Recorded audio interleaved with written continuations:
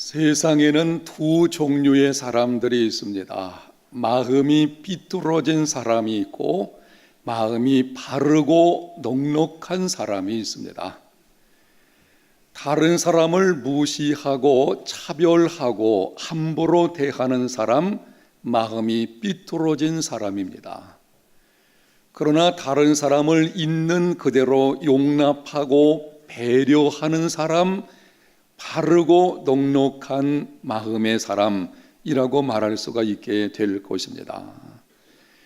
제가 설교를 준비하면서 읽었던 어느 글에 나오는 실제 사건입니다.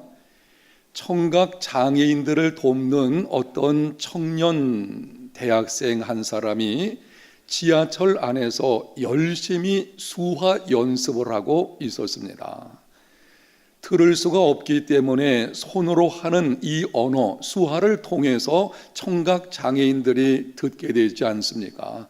그래서 그들을 돕겠다는 생각을 가지고 열심히 수화 연습을 하고 있었습니다. 앞에 서 있던 꼬마가 신기한 듯 쳐다보다가는 자기 엄마에게 물었습니다. 엄마, 저 아저씨 뭐 하는 거야? 그때 이 아이 엄마가 이렇게 말을 했습니다. 저런 이상한 사람은 쳐다보지도 말아라. 그리고는 욕설을 하면서 다른 곳으로 옮겨갔다고 합니다.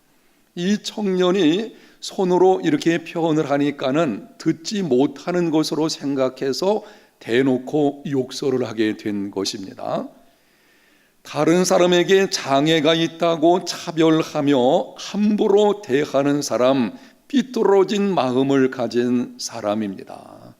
인생에서 더 중요한 것이 무엇인지 알지 못하는 무식하고 교만한 사람이라고 말할 수도 있을 것입니다. 인생에서 정말 중요한 것은 겉으로 드러나는 어떤 외적인 장애 이런 것이 아니고 마음이 삐뚤어진 것이 더 큰 문제인 것입니다. 신체적 혹은 지적인 장애는 삶을 불편하게 하지만 그것이 인생을 불행하게 하는 원인은 되지 않습니다. 한 사람의 인생을 송두리째 망치게 할 뿐만이 아니라 다른 사람의 인생까지도 불행하게 하는 것, 그거는 삐뚤어진 마음을 가진 것이고 그것이 우리 삶 속에서 심각한 문제가 되는 것입니다. 그러나 세상에는 마음이 삐뚤어진 사람만 있는 것이 아니고 바르게 살기를 원하고 그리고 넉넉한 마음을 가지고 있는 사람들도 있습니다. 우리 교회 어떤 집사님 가정의 이야기입니다. 이 집사님 네 분이 한 분은 신체적인 혹은 지적인 장애를 가지고 있는 한 청년을 도우려는 마음을 가지게 되었습니다. 그래서 그 청년이 무엇을 할 수 있을까 생각하는 중에 어떤 공동체에 취업을 시켜 주었습니다. 그 공동체에서는 이 청년을 받아들일 수 있을 만한 그런 여력이 되질 않았습니다. 집사님 네 분이 그 청년을 공동체에 취업하게 된 것은 청년으로 일하게 만들고 그 청년의 월급을 집사님 가정에서 주는 것입니다. 그러므로 인해서 이 청년이 일을 하는 가운데 보람을 갖게 되고 공동체에서는 그 청년의 일을 통해서 유익을 갖게 되었고 얼마나 감사한지 저는 우리 교회 안에 이런 가정들이 있다는 것에 대해서 목회를 하면서 심히 감사하고 있습니다. 오늘 나오신 여러분 모두는 다른 사람을 배려하는 마음이 바르고 넉넉한 믿음의 사람들이 되시기를 예수님 이름으로 축복합니다. 옆 사람에게 이렇게 한번 격려하겠습니다. 우리 넉넉한 마음의 사람이 됩시다. 지난 4월 20일은 장애인의 날입니다. 이 장애인의 날을 보내면서 오늘은 예수 믿는 하나님의 백성들, 그리스도인들이 장애를 가지고 있는 사람에 대해서 어떤 인식과 자세를 가져야 되는지를 말씀을 드리려고 합니다. 여러분들이 말씀을 들으시면서 장애인들에 대한 무관심 혹은 편견, 차별 같은 것들이 있었다면 그것을 허무는 귀한 기회로 삼는 시간이 되시기를 바랍니다. 한 번은 예수님께서 길을 가실 때에 선천적으로 시각장애인 된 사람을 보게 되었습니다. 이 사람은 태어날 때부터 사물을 볼 수가 없는 불쌍한 인생을 지금까지 살아온 사람이었습니다. 그 사람을 보고 제자들이 예수님께 질문했습니다. 선생님, 이 사람이 시각장애인 된 것이 누구의 죄 때문입니까? 자기 죄로 인한 것입니까? 아니면 부모의 죄로 인한 것입니까? 당시 유대인들은 이런 생각이 있었어요. 사람들에게 있는 불행의 원인은 모두가 죄다. 그래서 제자들도 그런 관점에서 지금 예수님께 묻고 있는 것입니다. 그때 예수님께서 분명하게 대답을 하셨습니다. 3절입니다. 예수께서 대답하시되 이 사람이나 그 부모의 죄로 인한 것이 아니라 그에게서 하나님의 하시는 일을 나타내고자 하심이라. 두 가지로 예수님께서 말씀을 하시는데요. 먼저는 이 사람이나 그 부모의 죄로 인한 것이 아니라 죄의 관점에서 바라보지 말라는 것입니다. 다른 사람의 인생에 혹은 내 자신의 삶 속에서 일어나고 있는 여러 가지 불행한 사건들, 어떤 일들에 관해서 죄의 관점으로 접근하지 말라고 말씀하시는 것입니다. 다른 한 가지는 그에게서 하나님의 하시는 일을 나타내고자 하심이라 하나님의 관점에서 보라고 하시는 것입니다. 그 연약함을 통해서 하나님께서 하실 일이 있기 때문에 주어진 일을 명심하라는 것입니다. 장애를 가진 아이가 출생을 하게 되면은 부모는 이런 생각이 듭니다. 내가 무슨 죄를 지어서 이런 일이 있게 되었을까? 아니면 우리 가문에 혹시 조상적부터 내려오는 어떤 저주가 흘러내려오고 있는 것은 아닐까? 이거는 비단 부모뿐만이 아니고 이 조부모인 경우에도 마찬가지예요. 손주들이 어떤 신체적 혹은 지적인 장애를 가지고 태어나는 경우들이 있거든요. 그럴 때는 자기도 모르게 그런 생각이 들게 되죠. 무슨 죄를 지어서 이런 일이 있게 되었을까? 이렇게 죄의 관점이나 저주의 관점으로 생각을 하게 되면은 현실을 있는 그대로 받아들이기가 쉽지 않습니다. 예수 믿는 사람들은 어떤 일이 있을 때에 현실을 직시하고 그것을 극복해 나가는 믿음의 삶이 되어야 합니다. 그런데 죄나 저주의 관점으로 자꾸 바라보기 시작하게 되면 현실을 인정하기가 쉽지 않고 그러다 보니 마음속에서 분노가 생기게 됩니다. 배우자를 향해서 분노하든지 아니면 하나님을 향해서 분노하게 됩니다. 이 증상이 심해지게 되면 장애를 가지고 태어난 그 아이 아니면 후천적으로 어떤 장애를 가지고 있는 그 자녀, 이 자녀에 대해서 폭언을 하든지 폭행을 일삼는 이상한 일들이 벌어지게 되는 것입니다. 잘못된 것입니다. 죄의 관점에서 바라보지 마십시오. 혹은 다른 가정에 장애를 가진 아이가 출생하면 색안경을 끼고 보는 그리스도인들이 있습니다. 아이고, 저 집사 가정에 무슨 죄가 있어가지고 저런 아이가 태어난 거지. 아니면은 조상적부터 흘러내려오는 가게 흐르는 무슨 저주가 있어가지고 저런 일이 일어나는 것인가 보다 잘못된 것이죠. 그런데 예수 믿는 사람들 가운데 이런 말을 직접적으로 하기 어려우니까는 교묘하게 바꿔서 말하는 사람들이 있어요. 아니 땐 굴뚝에 연기 날까? 아주 이거 좋지 않은 말입니다. 지금 고통 가운데 있는 사람 힘들잖아요. 어려운 가운데 있는 사람을 그런 방식으로 접근해서 정죄하고 판단하는 일이 간혹 있는 것을 보게 되는데, 이거는 그리스도인의 삶의 자세가 절대 아닌 것입니다. 오늘 예수님께서 분명하게 말씀을 하십니다. 그러한 여러 가지 일들이 있을 때에, 연약함이나 불행해 보이는 사건들, 이런 것이 있을 때에 죄의 관점이나 저주의 관점으로 보지 말고 하나님의 관점에서 그것을 바라보라고 하시는 것입니다. 지난해에 있었던 일입니다. 한 번은 부산에 있는 어느 교회 성도가 제게 전화를 했습니다. 제가 그때에 그 당시에 기독신문에 예수 믿는 사람은 예수님께서 십자가상에서 우리의 모든 저주를 대신 담당하셨기 때문에 더 이상 저주가 없다라고 하는 글을 쓴 것이 있었는데요, 그 글을 보고 제게 전화를 하신 것입니다. 저는 목사님이 쓰신 글을 10번 이상이나 읽었습니다. 저희 가정의 자녀들에게 연약함이 있는데 어떤 목사님이 말하기를 강하게 흐르는 저주가 있어서 그렇다. 그래서 그것 때문에 지금까지 심히 마음이 답답하고 힘든 가운데 살아왔습니다. 그런데 목사님이 쓰신 글을 읽고 용기와 평안을 얻게 되었습니다. 감사합니다. 제가 전화를 끊기 전에 그분에게 이렇게 한 번 더 말씀을 드렸습니다. 자녀의 문제를 죄의 관점이나 저주의 관점에서 절대 보지 마십시오.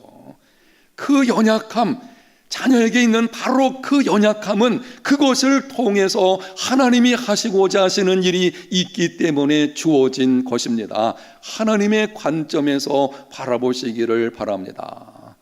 오늘 나오신 우리 해본대 제일교회 모든 성도들, 이러한 관점으로 바라보는 믿음의 삶이 되시기를 축복합니다. 혹 이럴 수가 있을 것입니다. 그러한 장애를 가진 자녀나 어떤 일들이 있을 때에 죄로 인해서 찾아오는 경우도 있기는 있어요.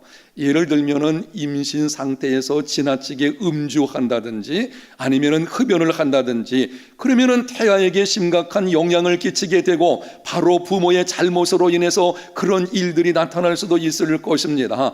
그렇다면은 회개해야 됩니다. 잘못은 잘못이죠.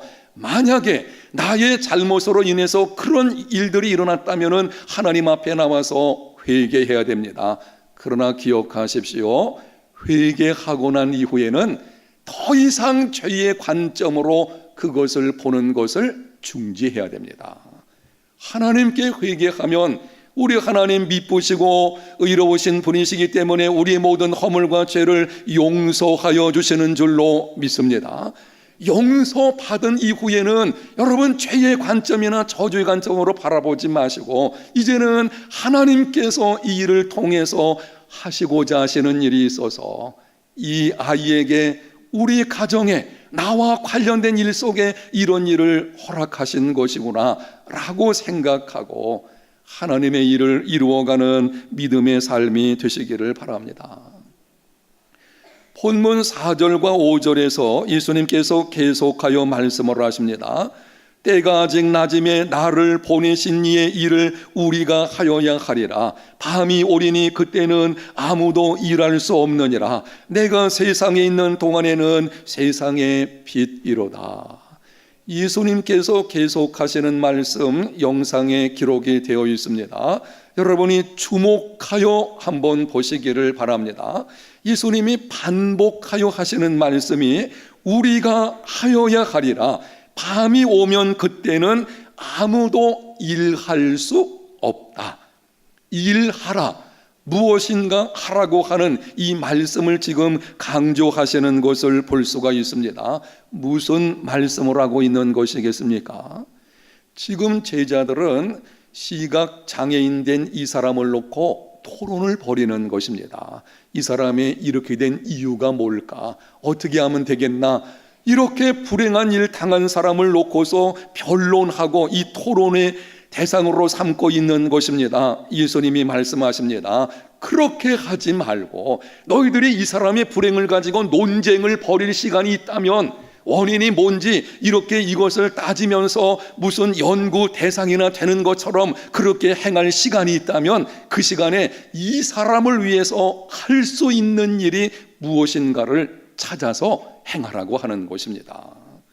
하나님께서 이 사람을 통해서 하실 일이 있을 것인데 그것이 무엇인지를 너희가 좀 찾아서 그렇게 이 사람의 인생이 되어질 수 있도록 돕는 기회를 가지라고 말씀하시는 것입니다.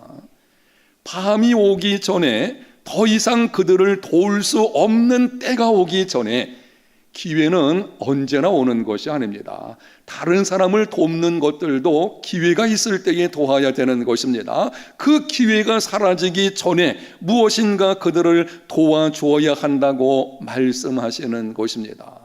단순히 불쌍하다, 구제 대상이다 그렇게만 생각하지 말고 그들로 하여금 당면한 상황을 스스로 이겨낼 수 있는 그러한 역량을 키울 수 있도록 도우라고 말씀하시는 것입니다. 본문을 주목해서 보게 되면요, 예수님께서 조금 우리가 이해하기 힘든 말씀을 한마디 하시는 것을 보게 되는데요.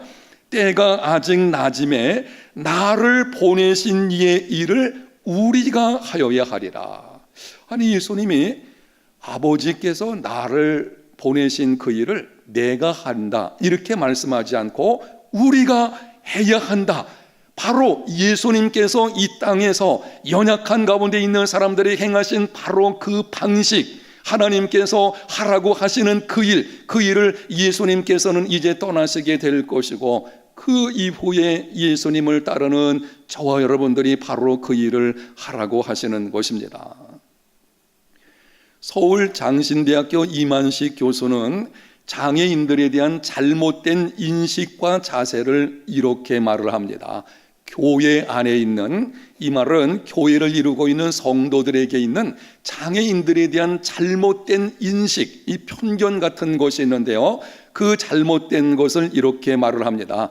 장애인을 단순히 구제 대상으로 보는 것, 당사자 중심이 아닌 공급자 중심으로 보는 것, 이것이 잘못됐다고 말합니다. 장애인은 단순한 구제 대상이 아니에요. 우리가 생각할 때에 불쌍하다, 물론 불쌍한 면이 있죠. 그래서 구제를 주는 이 정도의 대상이 결코 아닌 것입니다. 모든 사람들에게는 장점이 있습니다. 아무리 그 사람이 연약함을 가지고 있다고 할지라도 그 사람이 할 수 있는 뭔가 재능과 장점이 있거든요. 그것을 찾아서 그것을 역량을 키우도록 도와주고, 그래서 그 사람으로 하여금 스스로 인생을 걸어가게 만들어주고, 이것이 바로 바른 인식인 것입니다.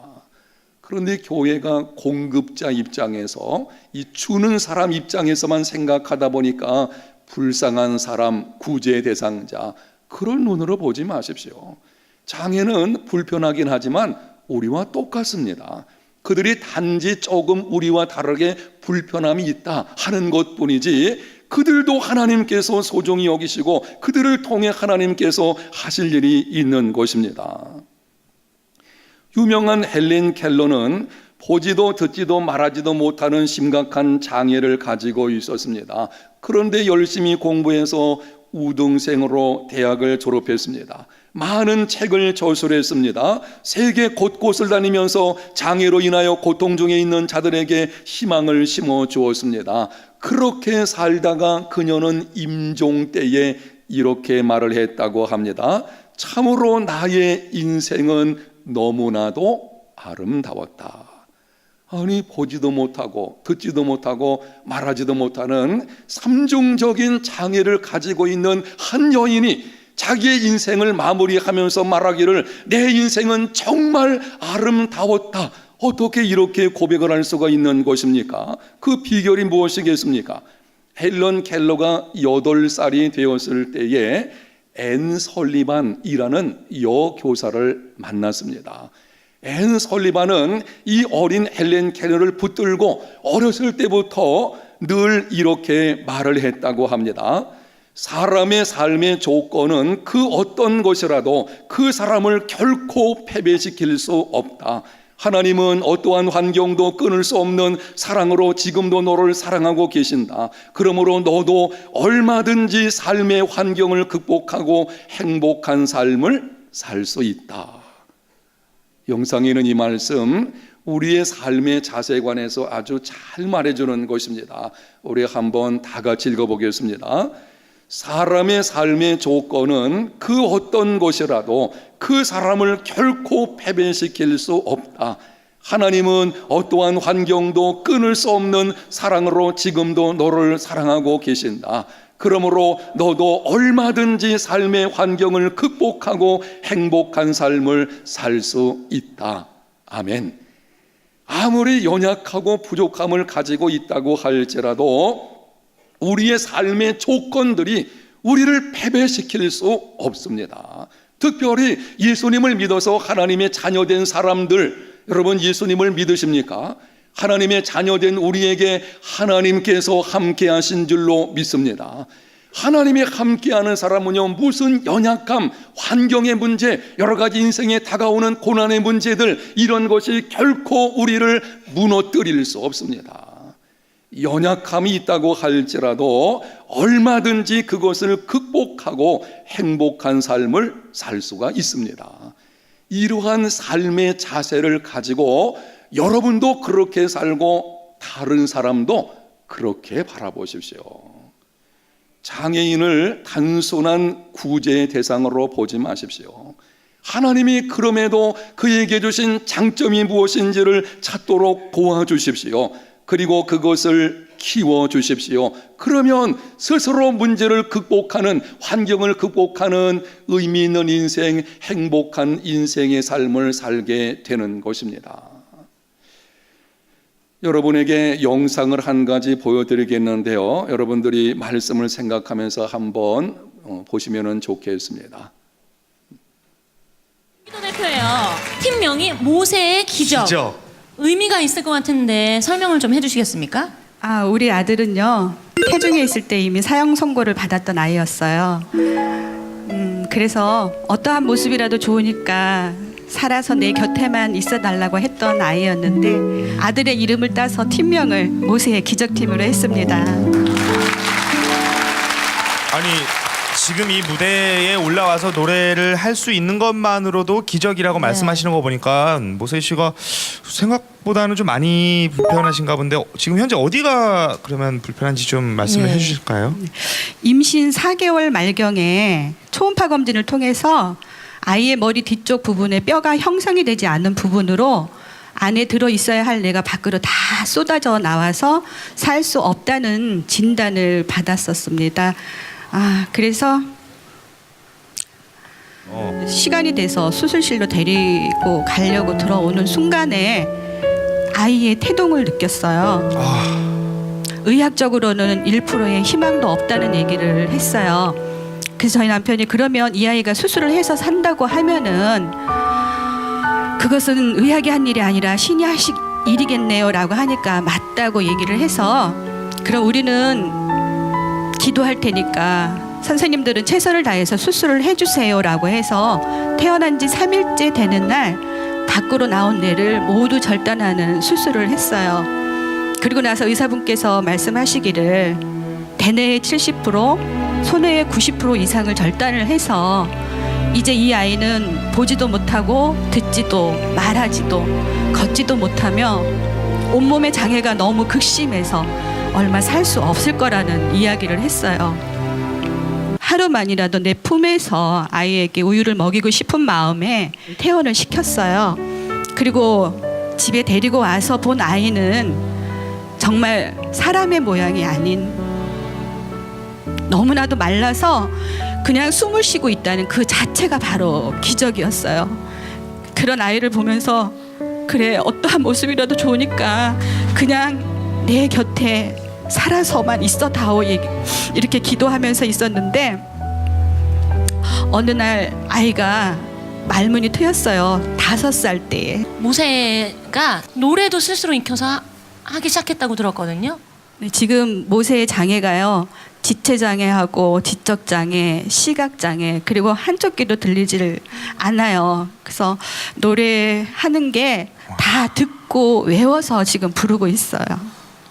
모세군, 네. 노래 부르면 기분이 어때요? 너무너무 행복하고 노래는 저의 없어서는 안 될 에너지고 저의 없어서는 안 될 저의 삶이에요.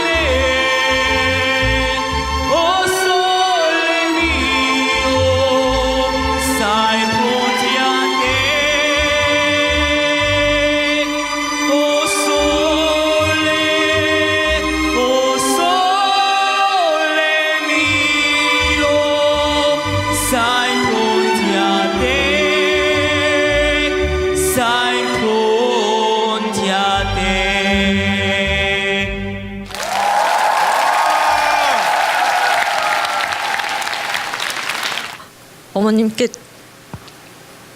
감사하다는 말은 부족할 것 같아요. 특히 또 이렇게 잘 커준 우리 모세 정말 멋있습니다. 정말 멋진, 세상에서 가장 멋진 사나이예요.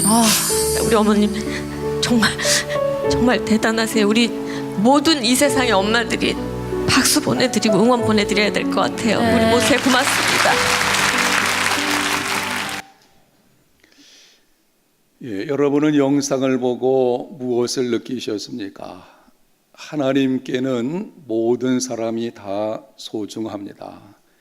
건강한 사람, 연약한 사람, 가진 사람, 못 가진 사람, 배운 사람, 배우지 못한 사람, 그 사람이 어떤 사람이든지 하나님께는 다 소중합니다. 그리고 하나님께서는 그 사람을 통해서 하실 일이 있기 때문에 그런 연약함도 부여하신 것입니다. 살지 못할 것이라는 한 아이, 그러나 기도하는 가운데 출산하게 되었고 5살 때 만문이 열렸다는 것은 그 5년간 세월을 부모의 마음이 어떻겠습니까? 그렇지만 포기하지 않고 이 아이를 위해서 기도하고 이 아이를 양육해 나갈 때에 5살 때 말문이 열리고 그러므로 듣는 것과 말하는 것은 되니까 지적인 면 그리고 여러 가지 정신적인 면에서 장애들이 있지만 여러 가지 장애들의 요소가 있지만 듣는 것과 말하는 것은 되니까 이 아이로 하여금 노래를 배우게 했을 것이고 그래서 그 노래, 이 찬송들을 통해서 지금도 수많은 사람들에게 도전을 주고 감동을 주는 일들을 하고 있는 것을 볼 수가 있습니다. 사랑하는 성도 여러분, 장애인에 대해서 단순히 구제 대상자 이런 방식으로 생각하지 마시고 정말 하나님께서 그 사람을 통해 그 아이를 통해 아니 내 가정의 이 자녀를 통해서 하실 일이 무엇인가 있다는 것을 분명히 알고 그것을 발견하도록 도와주고 최대한 역량을 발휘할 수 있도록 세워주는 중에 하나님의 기쁨되는 믿음의 삶이 다 되시기를 바랍니다. 어떻게 하면은 우리가 이러한 삶을 살아갈 수가 있겠습니까? 한 가지만 오늘 말씀을 드리면 한번 따라합시다. 역지사지의 마음, 성육신의 마음을 가져야 한다. 역지사지란 입장을 바꿔놓고 생각해 본다는 것입니다. 나의 입장에서 그 사람을 바라보는 것이 아니고 그 사람의 입장에서 한번 생각해보고 행하는 것입니다.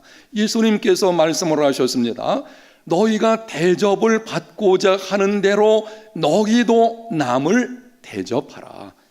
다 다른 사람이 너에게 해주기 원하는 그것처럼 너도 다른 사람에게 행하라는 것입니다. 여러분이 힘든 일을 만났을 때에 다른 사람이 어떻게 해주기를 원하십니까? 그것처럼 힘든 가운데 있는 다른 사람에게 행해 주는 것입니다. 혹시 우리 가정에 아니면 나에게 혹은 나에 관련된 일 속에 어떤 연약함이나 장애 같은 문제가 왔다고 했을 때에 그때 다른 사람이 어떻게 해주기를 원하십니까? 바로 그것처럼 다른 사람들에게 해 주어야 하는 것입니다. 교통사고로 후천적 장애인이 된 아들을 둔 한 어머니가 이렇게 말을 했습니다. 여러분이 한번 들어보십시오. 아들의 사고 전에는 길거리에서 장애인을 거의 보지 못했습니다. 그런데 아들이 사고를 당하다 보니 우리 사회에 장애인이 얼마나 많은지 그제야 알게 되었습니다. 자신이 그 입장이 되고 보니 장애인들의 고충이 무엇인지를 알게 되었다고 하는 것입니다. 같은 모습은 아니지만 저도 이런 경험이 있는데요. 아들 녀석이 군대 가고 나니까 길거리에서 군인이 왜 그렇게 많이 보이는지, 이게 우리의 삶의 모습인 것입니다. 역지사지의 마음을 가지면 그때 비로소 보이게 됩니다. 다른 사람의 입장에 서서 그 사람의 위치로 내려가서 이 성육신의 정신을 가지고 가게 되면 그때 보일 것이 보이게 되는 것이고, 그때 이해할 수가 있게 되는 것이고, 그때 함께할 수가 있게 되는 것입니다. 정말 그 사람에게 필요한 것이 무엇인지, 하나님이 그 사람을 통해서 하시고자 하시는 것이 무엇인지 바로 그때 우리는 발견할 수 있게 되는 것이고, 그것을 세워주고 키워주기를 힘쓰는 삶이 다 되시기를 바랍니다. 역지사지의 마음으로 행하려 할 때에 조심할 것들 가운데 하나가 언어 사용의 문제입니다. 우리의 삶을 보게 되면은 나는 아무런 생각이 없이 무슨 악의를 가지고 한 것은 아닙니다. 그런데 상대방이 들을 때에, 특별히 오늘은 장애인에 관한 이 말씀을 드리고 있습니다. 장애인들이 들을 때에 차별적으로 아니면은 불편하게 들려오는 말들이 있습니다. 국립국어원이 2006년에 언어의 공공성 향상 사업을 실행을 했는데요. 거기서 흔히 사용되는 말들 가운데서 차별적이고 비객관적인 언어들을 좀 바꿔봐야 되겠다. 특별히 장애인들과 관련해서 이걸 바꿔봐야 되겠다라고 해서 여러 가지를 언급을 했는데요. 그중에 몇 가지만 여러분과 한번 나누도록 하겠습니다. 정신지체라고 하는 말을 지적장애라고 바꾸는 것이 좋겠다고 합니다. 장애자, 장애우이라는 말을 장애인으로 바꿔 부르는 것이 옳다고 합니다. 우리는 장애우 그러면 굉장히 친근한 느낌을 갖지 않습니까? 장애를 가진 사람의 친구가 되어주자. 이 사람은 나의 친구다. 그래서 장애우라고 하는 말이 굉장히 좋게 들리기는 하지만 정작 이 말을 가만히 생각해 보니까는 비장애인인 나는 그렇게 부를 수 있지만 장애를 가진 사람은 그 말을 사용할 수가 없는 것입니다. 그러니까 나는 그 사람을 장애우 이렇게 볼 수 있지만 그 사람 입장에서는 이거는 말할 수 없는, 그래서 차별성을 갖게 되어지는 일이 벌어지게 되는 것입니다. 장애인이라고 하는 것이 더 좋다고 합니다. 간질병자 이렇게 부르지 말고 뇌전증 환자 이렇게 불러야 합니다. 불구자, 아주 좋지 않은 말이죠. 신체 장애인 이렇게 바꿔서 말해야 됩니다. 장님, 소경, 애꾸는, 외눈박이, 사팔뜨기 이렇게 비하를 뜻하는 이런 말을 사용하지 말고 시각장애인 이렇게 불러야 그것이 맞는 것입니다. 귀머거리, 벙어리 이런 말들은 청각장애인 이렇게 바꿔서 불러야 합니다. 이 벙어리라고 하는 말의 사전적인 의미를 보게 되면은 언어 장애를 가지고 있는 사람을 얕잡아 이르는 말입니다.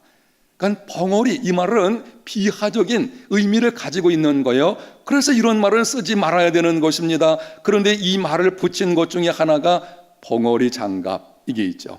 그래서 어떤 사람이 글에 이런 걸 썼습니다. 이 벙어리 장갑, 이 말을 좀 바꿨으면 좋겠다. 어떻게 바꾸느냐? 엄지 장갑 혹은 손모아 장갑으로 바꿔서 불렀으면 좋겠다. 물론 우리는 아무런 생각 없이 그렇게 부를 수 있지만 실제로 그러한 언어 장애를 가지고 있는 사람이 들을 때에는 기분 나쁘죠. 그 비하적인 말인데요. 얕잡아 보는 말들이거든요. 이런 것은 옳지 않다는 것입니다. 우리는 이렇게 생각할 수도 있을 것입니다. 뭘 그렇게 복잡하게 그런 말을 바꾸고 그런 말을 사용할 필요가 있겠는가? 여러분, 그렇지 않습니다. 말은 그 사람의 속에서 나오는 것이며 동시에 말은 그 사람의 인생을 결정짓는 것입니다. 말을 바꾸지 않으면 사람 바뀌지 않습니다. 비하적인 말을 자꾸 쓰게 되면은 결코 장애인들에 대해서 존중하는 삶을 살아갈 수가 없습니다. 그래서 우리는 이 한마디 말이라고 할지라도 정말 듣는 사람 입장에 생각해서 역지사지의 마음을 가지고 해야 하는 것입니다. 사랑하는 성도 여러분, 정말 역지사지의 마음, 성육신의 정신을 가지고 주님께서 우리에게 행하신 것처럼 그러한 마음과 삶의 모습으로 나아가는, 그래서 다른 사람에게 그 사람의 인생을 새롭게 세워주는, 인생을 존중히 여길 뿐 아니라 여러분을 통해서 선한 영향력이 끼쳐지는 이러한 믿음의 걸음들이 다 되시기를 바랍니다. 오늘 아침에 주님께서 우리에게 말씀을 하십니다. 그에게서 하나님이 하시는 일을 나타내고자 하심이니라. 죄의 관점이나 저주의 관점에서 바라보지 마십시오. 그 연약함을 통해 하나님이 하실 일이 있다는 것을 분명히 알고, 하나님이 한 생명을 허락하실 때에는, 그리고 이 땅에 존재하게 하실 때에는 다 이유가 있는 것입니다. 분명한 하나님의 뜻이 있다는 것을 알고 바로 그 일을 발견하도록 돕고 세워가는 삶이 되시기를 바랍니다. 이를 위해서 마지막 드린 말씀, 역지사지의 마음을 가지십시다. 그래서 진정으로 다른 사람을 세워가고 돕는 이러한 그리스도인, 우리 해운대 제일교회 모든 성도들이 꼭 되시기를 예수님 이름으로 축복합니다.